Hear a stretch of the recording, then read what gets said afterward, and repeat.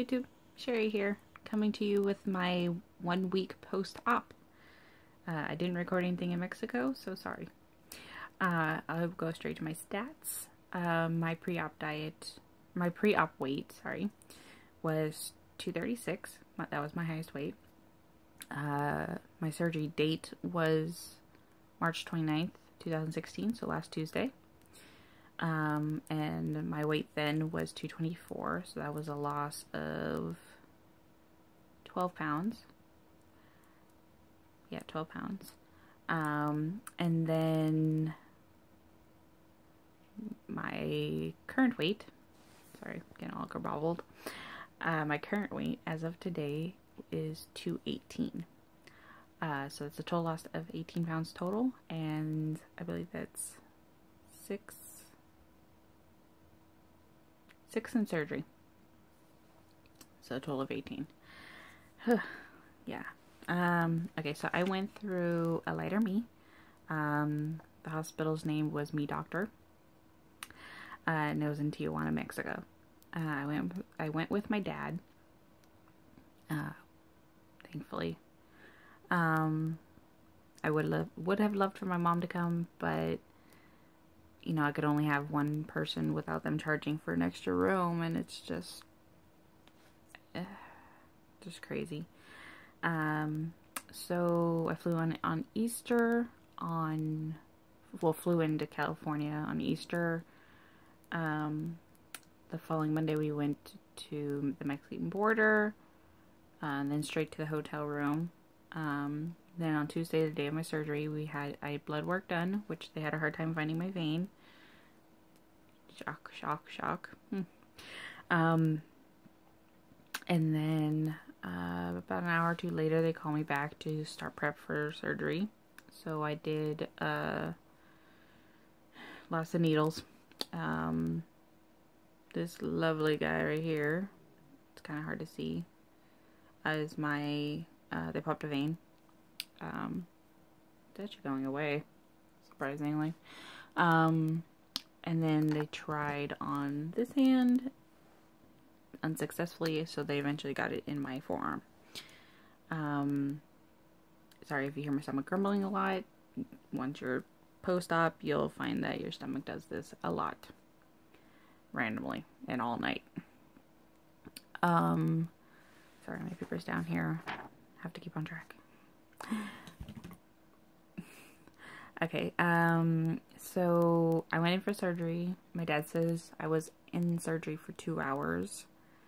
I don't know why it's so long. And then I had about 2 hour in recovery room. The only thing I remember from recovery room is waking up in kind of a panic pain mode, and then instantly saying, I need to pee. Yeah.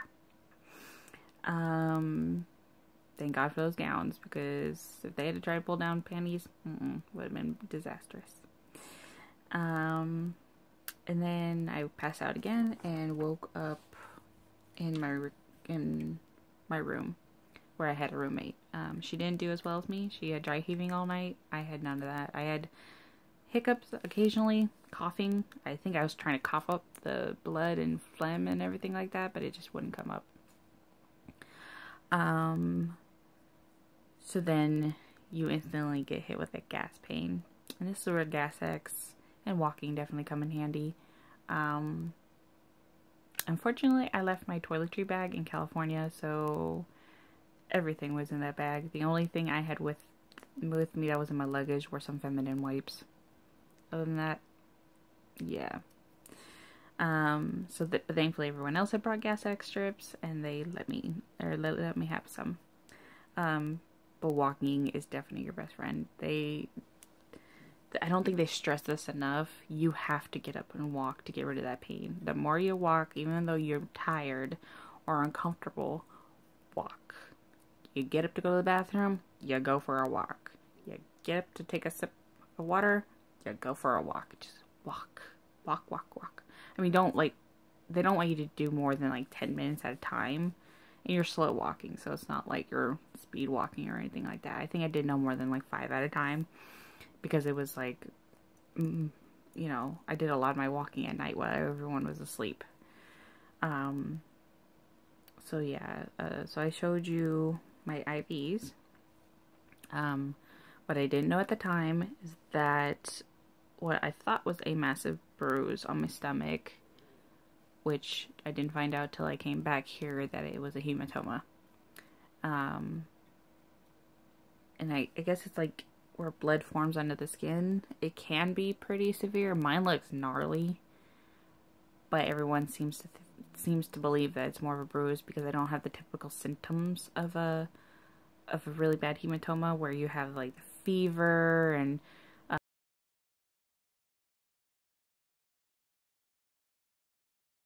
so it's since spread as well as darkened. It wasn't this dark. This is still my drain incision. I'm only keeping it bandaged because they don't suture it. And then I believe this is the one where they take out your belly, your stomach. Then I have this guy here, and then right up here is this one. The only ones I can feel the stitches still are this one and then the one down here. So I don't know where the other stitches went. Maybe my stomach absorbed them. I don't know. But it by no means hurt. It does not hurt, the hematoma. So I'm just putting it out there. It looks painful, but it's not. I do have a little bit of gas in that area, but other than that, nothing like it was in the hospital. So then, yeah, I was in the hospital for about, roughly, give it a little shy of 2 days. And so I had my surgery on Tuesday. On Thursday morning, they released us,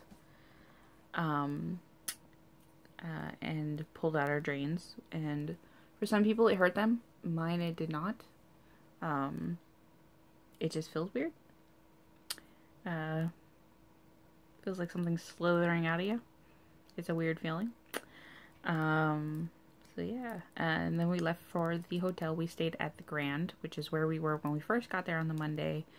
But the rooms were much nicer in the patient suites than they were in the rest of the hotel. Well, the one we originally stayed in, and the hotel is a bunch of medical businesses, so they do all kinds of other things there too. So yeah, so then, my program covered 2 days, so we could have stayed the Thursday and Friday, but because of my flight arrangements, we actually left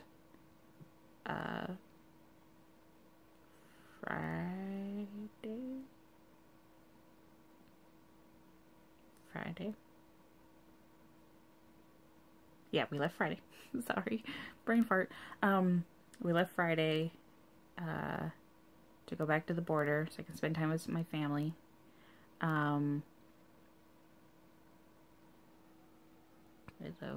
I don't know why my camera did that.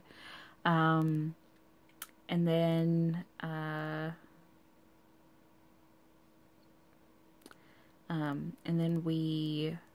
then I flew out on the Saturday. Sunday didn't do much, laundry, a little bit of cleaning, whatnot.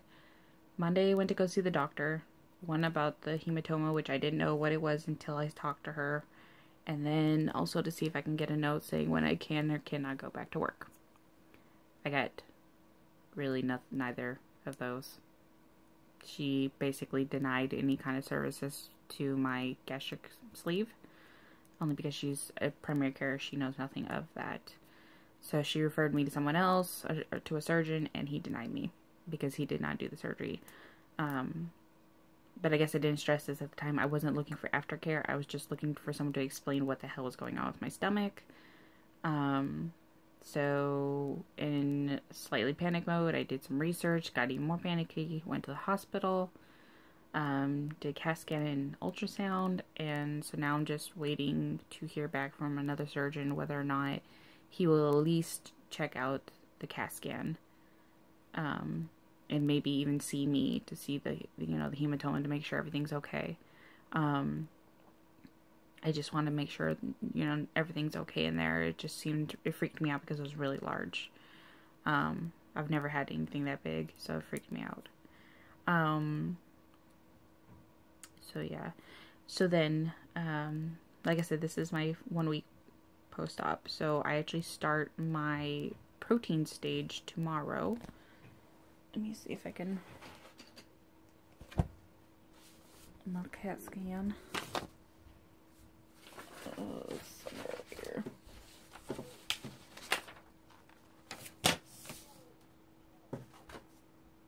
That worked. Sorry. I'll find it. Okay. So, my 2 week is full liquid diet. So I can have, sorry for the camera. So I have to keep on going with my clear liquids. But I can have full liquids. This is protein shakes, so I can have my Atkins again, as well as I can have the, I do have some GNC lean that I can try. Chocolate and vanilla that I can make smoothies out of. I might even go and get some more, isolate, IsoPure protein drinks, and just add the flavor enhancers to those. So yeah, but then it also says I can have Carnation instant breakfast, sugar-free pudding or egg custards, sugar-free jello, yogurt, Greek style without pieces of fruit, light soy, almond, rice, cashews, or high-protein milks or powdered milks, very thin down cream of wheat, cream of rice, oatmeal, or grits, cream soup, but it has to be strained. I can have decaf coffee and teas. Now, I've kind of been already drinking regular tea, just because my mother-in-law is British and there's no decaf anything in this house.